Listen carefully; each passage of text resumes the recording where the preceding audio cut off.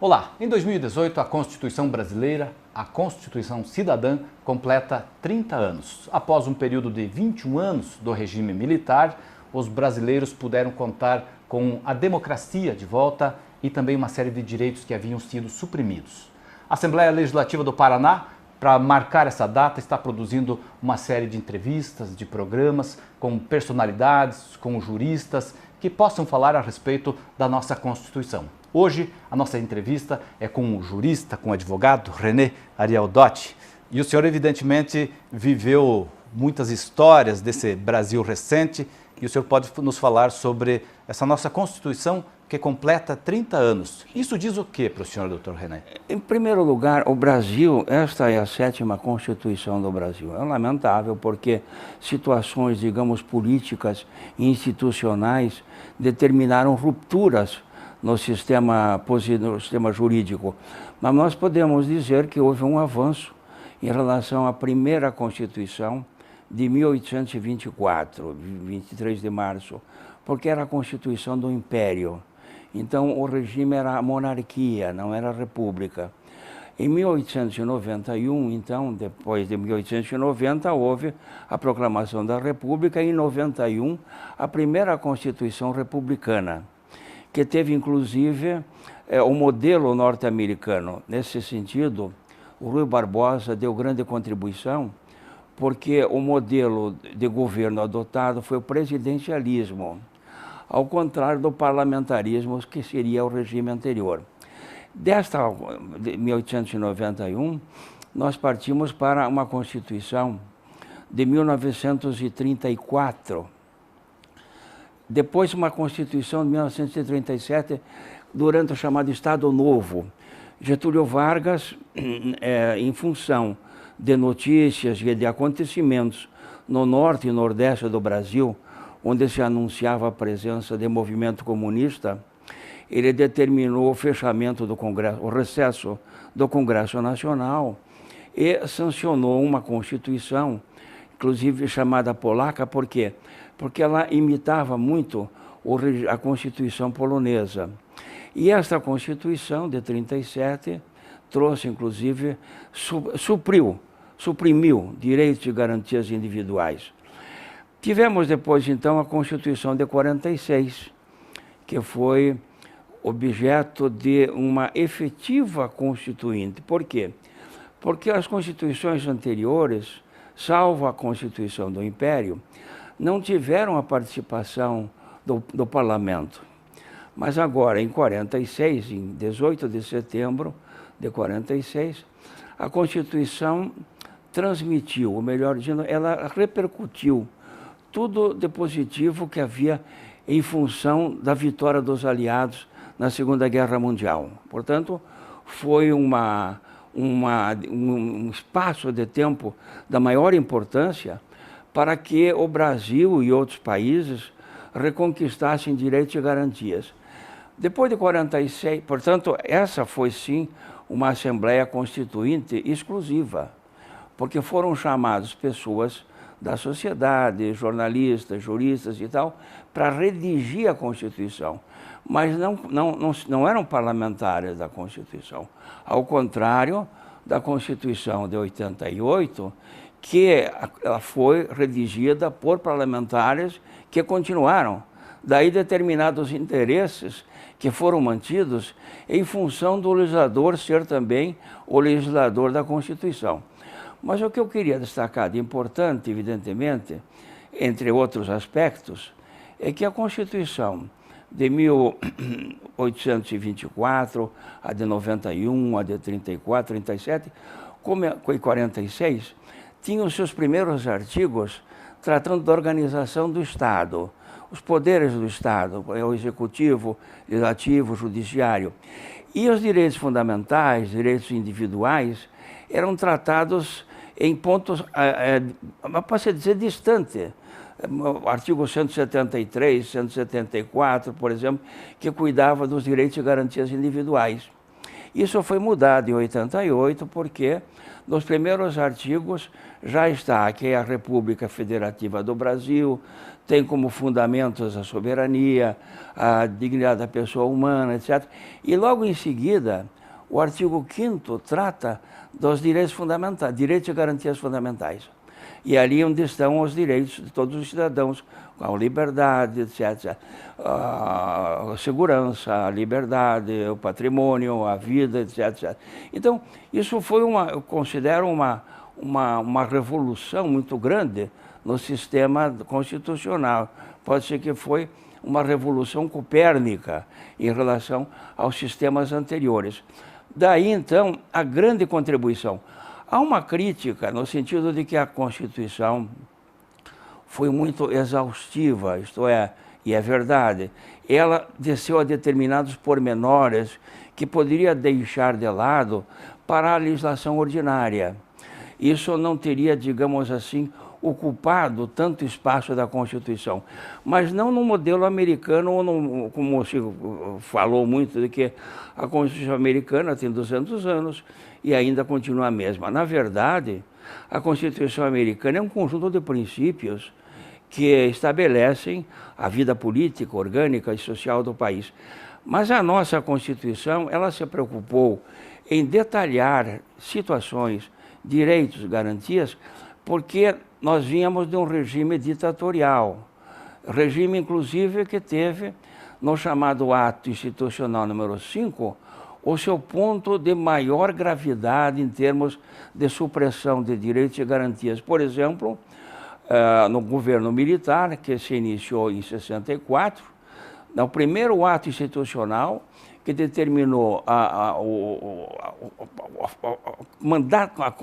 cassação de mandatos e determinou, digamos, o fechamento do Congresso Nacional, foi 9 de abril de 1964.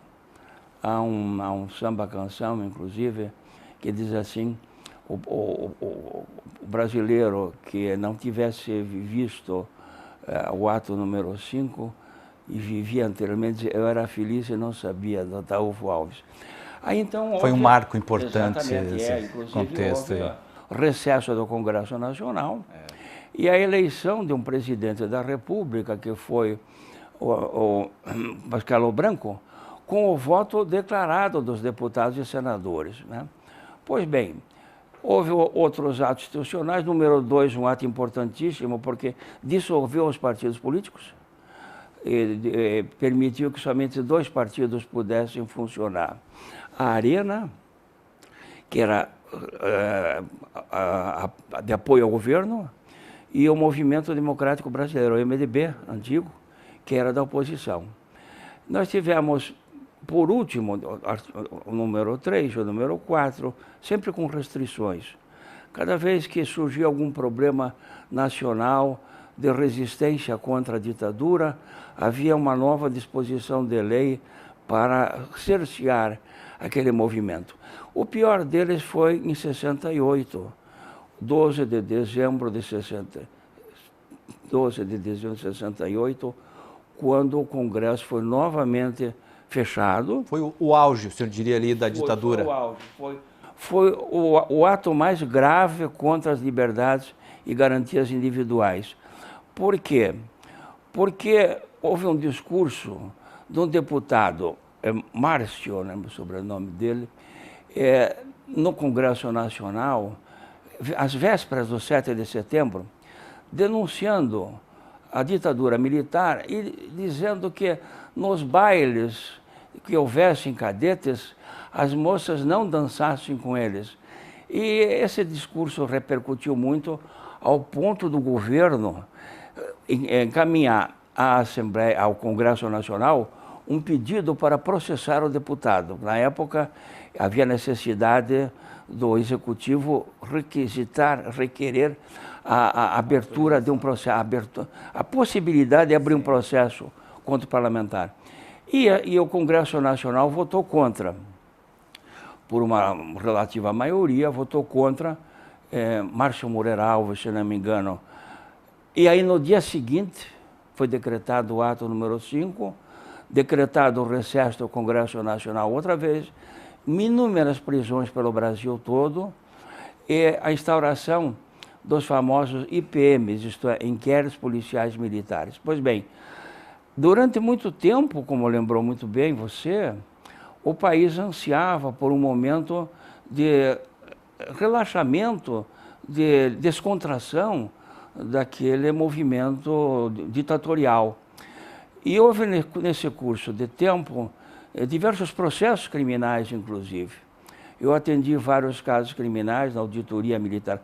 A auditoria era composta por 4 militares e um juiz civil, portanto, 5 membros, né? E naquela época, inclusive, eu fiz a defesa de Amaury de Oliveira e Silva. Pois é, essa história, doutor Renedotti, que o senhor está nos contando, evidentemente que é a história de quem viveu, não de quem leu a história, quem viveu a história. O senhor já era advogado, o senhor já militava e teve uma atuação importante aqui na defesa dos direitos e liberdades individuais, assim como para que depois viesse uma nova Constituição. Como foi esse período militar para o advogado Renedotti?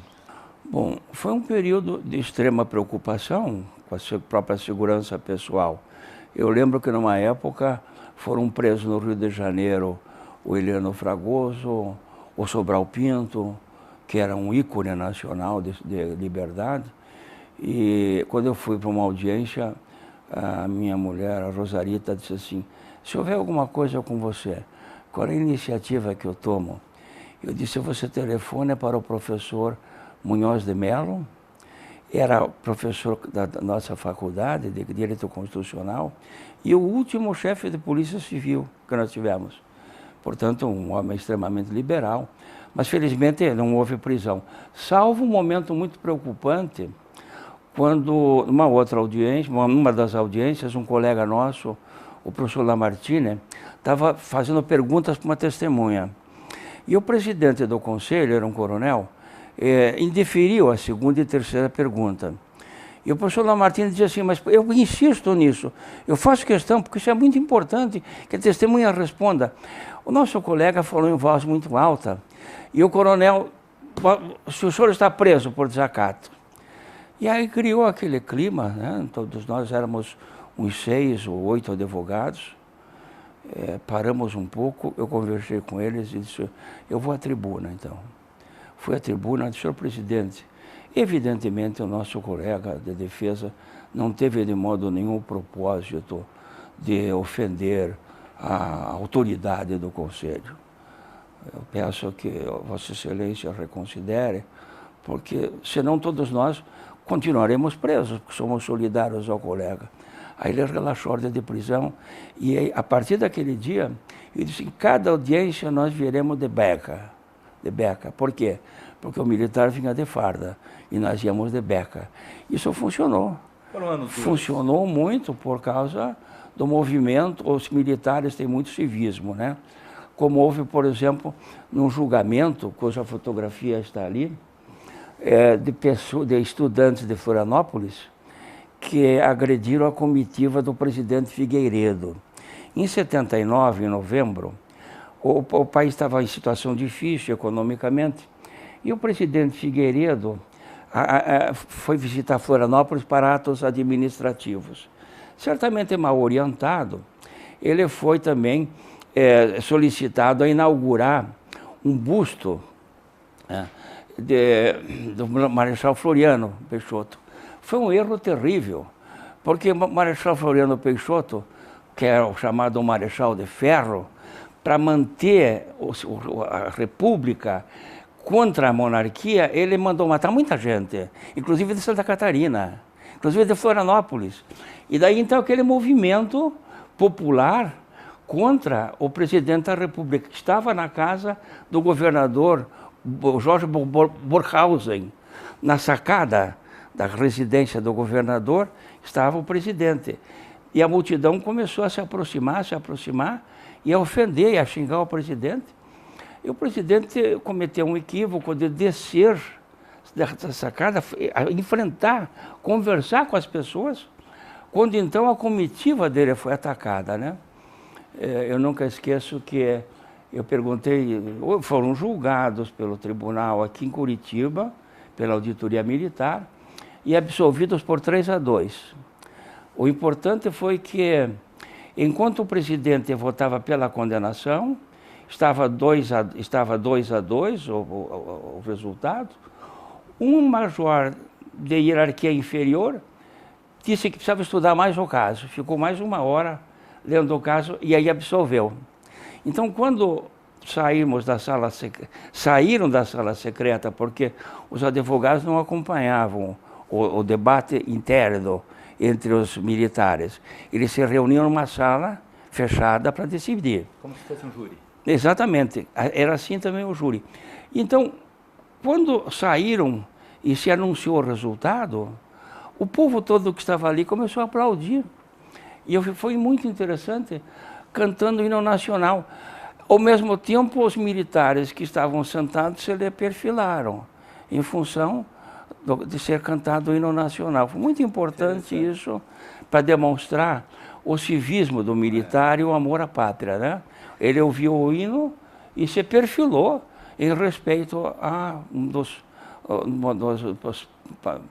nossos patrimônios morais, que é inclusive o próprio hino. Muito bacana. Dr. René Dotti, passado esse período, o período de chumbo, o período difícil dos brasileiros de 21 anos, chegamos à Constituição, ou a uma Constituinte. Sim. O senhor também teve uma atuação nesse aspecto, o senhor já era um advogado reconhecido em todo o país, e aí o senhor teve também uma participação na elaboração. De que forma? Como foi esse período pré-Constituição? Bem, eu fui nomeado secretário de Cultura no governo Álvaro Dias. E nós criamos, os secretários de todo o Brasil, um Fórum Nacional dos Secretários de Cultura, para justamente participar da Assembleia Constituinte. Então, eu tive a oportunidade, digamos assim, autorizado pelo Fórum, de fazer algumas reivindicações no capítulo relativos à cultura, pregando, inclusive, a possibilidade da cultura ser regional. Não apenas programa esportivo, não só programa político, mas um programa cultural de modo geral.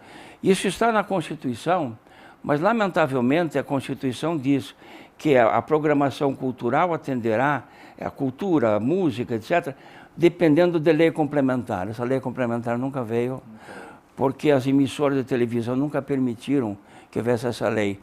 O que era lamentável, porque nós tínhamos grandes movimentos, digamos, de cultura no Paraná, o teatro, a literatura, a pintura, etc., que não tiveram acesso aos programas de televisão por causa disso. Então, de qualquer maneira, ficou registrada a presença nossa e os dispositivos dos quais nós nos ocupamos, que é no campo da cultura. Vamos chegar à Constituição aí, a elaboração dessa Constituição, evidentemente que envolveu o país, envolveu uma discussão, como o senhor já citou aqui, os deputados que legislaram continuaram nos seus mandatos. Isso foi ruim para a nossa Constituição? Foi. Porque, na verdade, a chamada Constituinte foi uma continuação do parlamento que estava em vigor, estava funcionando na época em que o Brasil alcançou a sua autonomia, vencendo, em março de 1981, ele superou aqueles problemas todos em função de um decreto do governo Geisel, que revogou o AI-5, restaurou liberdade de imprensa, liberdades outras que tinham sido suspensas, e criou então para o Brasil a possibilidade de viver a democracia. Daí houve inclusive eleições em 82, as primeiras eleições. Aqui no Paraná o José Richa foi eleito, dos primeiros. Então já havia, portanto, agora uma movimentação. A anistia de 1889 pôde trazer para o Brasil Brizola, Arraes, vários, Gabeira, etc. Solução melhor que a da Argentina, porque o Brasil, quando concedeu a anistia, ele recuperou cidadãos e políticos que estavam no exílio. Né? O que não aconteceu na Argentina, que até hoje há processos por fatos da ditadura militar. Então, a grande abertura foi em função do decreto de Geisel, do final dos anos 78, que foi, inclusive, estimulado por uma Conferência Nacional dos Advogados, realizada em Curitiba em 78. Pois bem, o que ocorreu foi não uma constituinte exclusiva, isto é, composta por cidadãos que não fossem os parlamentares do momento. Então, nós tivemos os parlamentares daquele momento legislando. Claro que, em função disso, houve determinados problemas na própria Constituição, criticados por muitos, como Roberto Campos, por exemplo, que disse que a Constituição tinha dispositivos a mais do que fosse necessário, né? E que o Brasil tinha um passado venturoso e um futuro promissor. Aqui a ignorância no Brasil tinha um passado venturoso e um futuro promissor. Ele foi o maior crítico dessa Constituição? O maior crítico à Constituição foi, sem dúvida, e o mais inteligente parlamentar. Sim. Roberto Campos foi um homem de extraordinária cultura. Não se justifica a crítica que se fez a ele, a pretexto de que seria, digamos assim, Bob Fields, ou seria um americanista. Não. Ele foi, inclusive, ministro no tempo de João Goulart. E a crítica dele à Constituição, se justifica? Se justifica.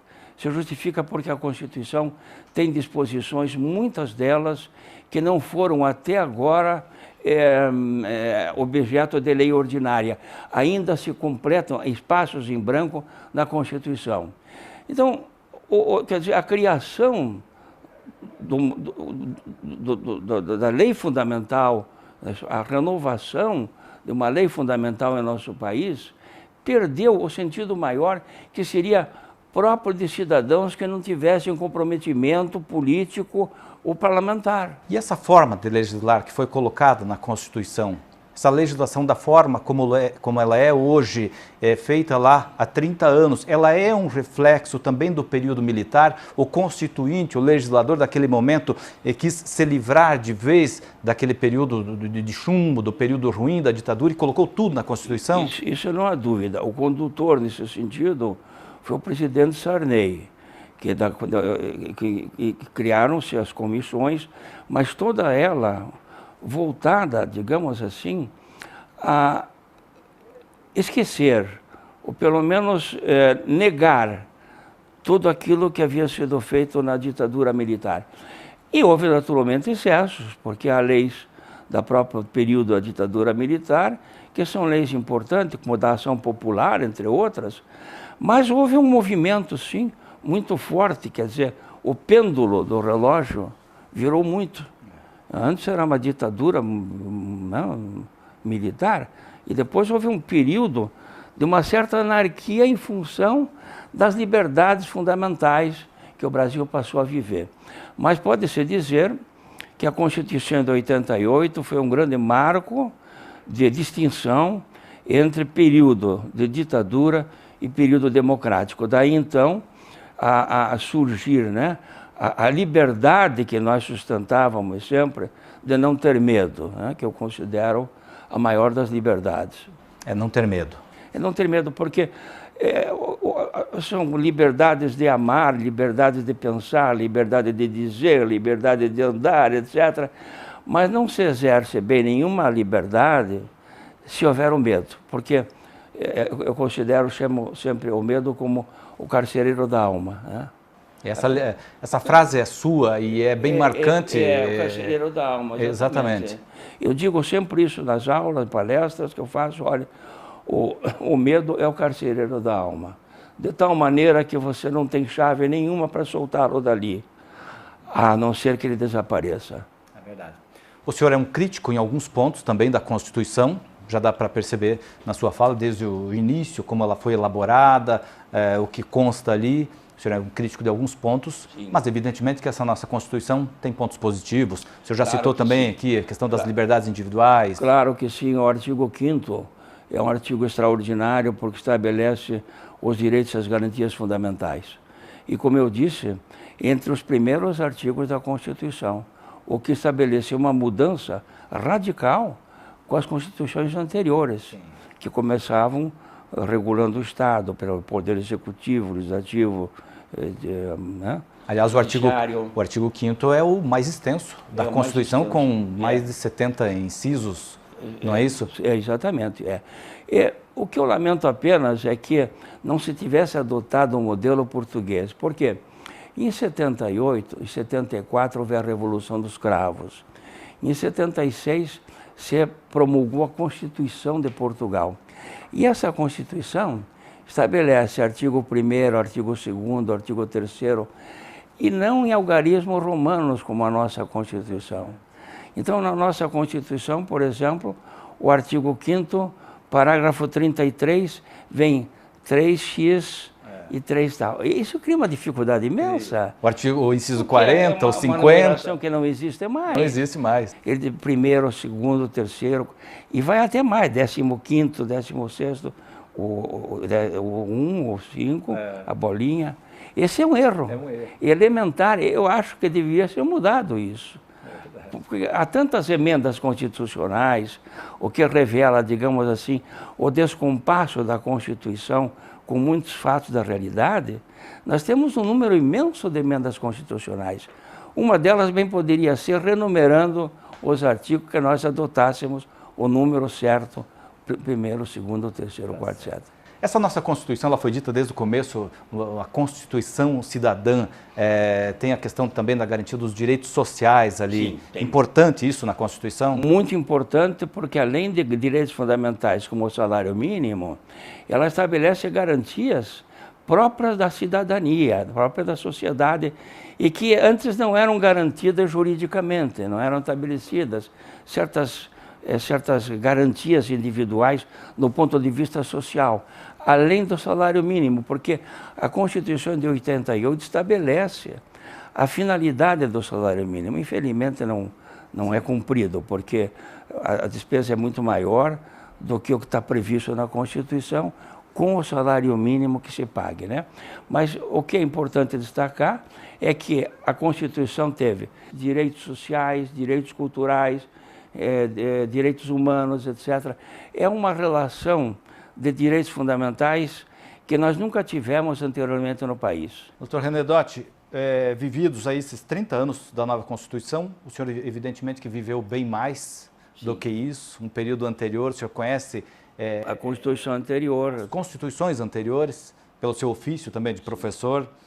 Agora, quais são as perspectivas? O que dá para se esperar daqui para frente? A nossa Constituição, ela precisa de reformas, precisamos de uma nova Constituição ou uma Constituinte. Qual é a sua visão daqui para frente da nossa Constituição? A primeira necessidade é uma reforma política. Uma reforma política para que não tenhamos, assim, o descalabro de ver 38 ou 39 partidos existentes em funcionamento. Por que eu me refiro a isso? Porque o grande número de partidos políticos caracteriza, digamos, uma dispersão de doutrinas, de ideias que os partidos deveriam conter. Jamais um Estado pode ser bem dirigido com mais de 10 partidos políticos, mais de 8 partidos políticos, porque cada partido deve ter um fundamento, uma história, uma doutrina. E aqui as doutrinas se confundem, porque há 4 ou 5 partidos de esquerda, há 5 partidos da direita. Então criou-se uma confusão de tal natureza que o cidadão hoje procura ignorar a própria política porque não se sente atraído por ela. Nós lamentamos que foi um ministro no Supremo Tribunal Federal que, há uns anos atrás, declarou inconstitucional a chamada cláusula de barreira, né? Marco Aurélio. Cláusula de barreira por quê? Porque houve uma lei determinando que os partidos que não alcançassem uma representatividade X não estariam em condições de participar do Congresso. Infelizmente, esta lei foi declarada inconstitucional pelo Supremo e aí então vários partidos se habilitaram, temos hoje uns 38, 37 por aí, e há mais uns 20 e poucos pedindo ingresso na fila. Inclusive, um muito curioso chamado Partido Corintiano. Pois é. Então, é o que eu chamo de teatro do absurdo. Teatro do absurdo. É um teatro absurdo. Poderíamos começar uma reforma por aí, isso, evidentemente, nós estamos falando de reforma da Constituição. A reforma da Constituição, a reforma política da Constituição. O mais ideal seria se nós instalássemos um sistema parlamentar, porque é um sistema que previne crises como a que nós vivemos no regime presidencialista. Nós tivemos, em 61 até janeiro de 63, o regime parlamentarista que foi imposto pelas circunstâncias, porque as forças militares não permitiam que João Goulart tomasse posse como presidente da República depois de Jânio Quadros ter renunciado, né? Então, João Goulart estava na China e, nesse meio tempo, em 48 horas, o Congresso Nacional resgatou um projeto de Raul Pila e estabeleceu o parlamentarismo. E foi eleito Tancredo Neves como primeiro-ministro. Foi um parlamentarismo de conveniência. De conveniência, de oportunidade, exatamente. Aí o parlamentarismo começou a ser atacado pelo próprio governo, porque João Goulart queria poderes próprios do Estado, do Poder Executivo, né, do Poder Executivo.